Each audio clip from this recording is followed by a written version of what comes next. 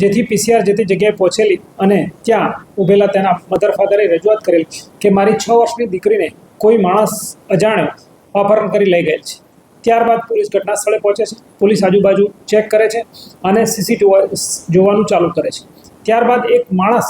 આ દીકરીને લઈને જતો દેખાય છે, જેનો પીછો કરતાં કરતાં વડોદ ગામથી આગળ જાડી ઝાંખરીવાળા સુધી રસ્તા સુધી જતો હોય છે, પરંતુ આગળની કોઈ લીડ મળતી નથી। ત્યારબાદ તમામ સિનિયર અધિકારી આવી જાય છે અને આગળની લીડ મેળવતા વડોદ ગામથી પ્રાઇમ માર્કેટની જતા રોડ ઉપર બીજા સીસીટીવી ફૂટેજમાં તે દેખાય છે,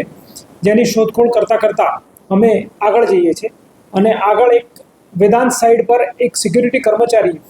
આ દીકરીને લઈ જનાર કોઈ માણસને બતાવતા તે ઓળખી બતાવે છે કે આ માણસ અહીંયાથી 7 વાગે પસાર થયેલો હતો, જેમાં પાંડેસરા સિવાય ખટોદરા અને અલથાણની ટીમો બનાવીને પણ જગ્યાને સર્ચ કરતાં છેક સવારે 5:30-6 વાગે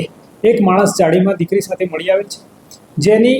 દીકરી હેમખેમ મળી આવે છે અને માણસ પણ ત્યાંથી મળી આવે છે, જેથી પોલીસે રાત્રે ગુનો દાખલ કરેલો હોય છે, જેના આધારે પોલીસ તેની ધરપકડ કરે છે અને આગળની કાર્યવાહી ચાલુમાં છે। આરોપી પ્રદીપ નામનો માણસ છે, જે ભૂતકાળમાં કલર ટેક્સ તેમજ પારસ મિલમાં કામ કરતો હતો।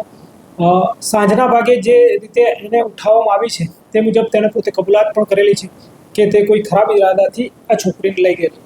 પરંતુ સંજોગો વસાત અથવા નસીબના જોગે જે પણ કંઈ કહો તે છોકરી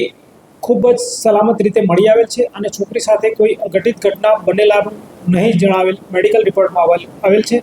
જેથી છોકરી ખૂબ સલામત હોય, બીજી કોઈ અન્ય ચિંતાનું કારણ નહોતું।